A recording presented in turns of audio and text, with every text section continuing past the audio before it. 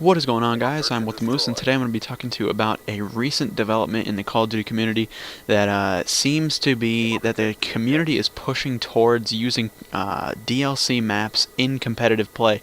This was kind of sparked by Optic Nadeshot. I'm sure a lot of you know who Optic Nadeshot is. He's on the Optic team, obviously, for competitive Call of Duty, and he kind of made a video. He talked about it a lot on his streams, everything like that. I'm going to link one of his videos in the description so you guys can go watch that if you want. But he really wants to push for DLC to be in competitive Call of Duty, so I figured I would break down every single map and see which ones would be possibilities for competitive Call of Duty. So first off, we got Nuketown. I'm looking at this in the custom games change maps section, so I'm just going to look through all of them in a row. First one, we have Nuketown 2025. I don't think there's any way this could be a competitive map. It's too small. The layout is going to be really difficult to actually play on for competitive, but it's always possible. Downhill is the next map. I really don't see it happening, mainly because the middle area is very hard to reach from one of the flank spots. Obviously, the building is easily accessed, but the side one, where the ski lift is going overhead, it makes it very difficult to actually flank, or not to flank, but to reach the middle from that area. Something that wouldn't be a very good opportunity for competitive play. Mirage is next on the list, and I actually think this could be a very good competitive map. It has a very open middle, and also very open left side or right side, depending on which side you're looking at it from. And they have the bus on that one side with the flank spot. It has a great feel to it. I don't personally like the map that much, but I feel like it could be a very good competitive map. Next up, we got Hydro. I think this could work because there's a lot of nooks and crannies on Hydro. The problem is it's very, very symmetrical. One might say, well, Express is very symmetrical. Well, yeah, I agree, but also Express isn't really used in competitive play very much besides Search and Destroy. So there's kind of a possibility that Hydro could be used, but honestly, I think Mirage is the only one so far that would be used. Grind is another one on there. The reason why I would say this might not be is mainly because it's a very odd map. They have some odd head glitches, odd areas that you can go into, and it makes it a little bit difficult to actually utilize the map.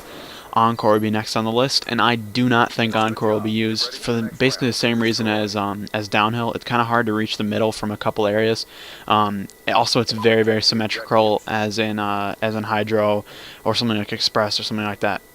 Magma is next. Magma actually could be used in competitive play.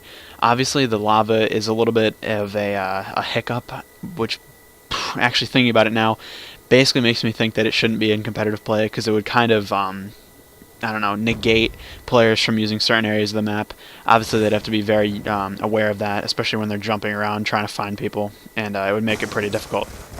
Vertigo is next. I think Vertigo could be used. Another problem with that being, though, is you can fall off the map. Obviously, you can on Raid, but on Vertigo, it's almost everywhere, and even in a few of the flank spots, you can fall off the map. Makes it kind of difficult to actually use that. Studio is the next one. I think this should absolutely be used in competitive play. It was used in competitive Black Ops 1, and I feel like it could be a very useful map to be used in competitive play in Black Ops 2. Obviously, it's firing range, just reimagined, so it's a great map. Uplink is next, and I think this should also definitely be used in competitive Black Ops 2. It was again used in competitive Black Ops 1, same thing as firing range or Studio, and again, it's a great map, greatly redesigned, and it should definitely be used in Black Ops 2. Detour is next. I personally don't see this being used in competitive, mainly because the two flank spots kind of negate your ability to get to the middle without getting up through the one of the ramps. I think it's kind of a negative map overall. Cove is next. I think Cove could be used. Obviously, the plane is a little bit hectic, I think, in the middle, especially for hardpoint, something like that.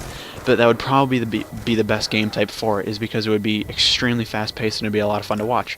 Now, Rush is the last one on the list, and this is the one I really want to take a close look at, mainly because I think it would make a great competitive map. Obviously, it's a very small map, kind of like Nuketown.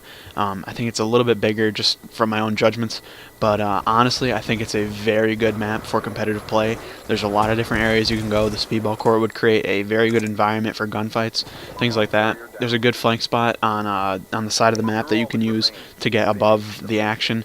I'm not really sure where the bomb spots are placed, so I'm not really sure what Search and Destroy would look like on that map, but I think Hardpoint would be an amazing game type on that map. The only difficulty in Hardpoint for Rush would be be that there's a couple hard points that are very close to each other, and it would be kind of pointless for like anchors and stuff. But other than that, I think it would be a fantastic map to watch.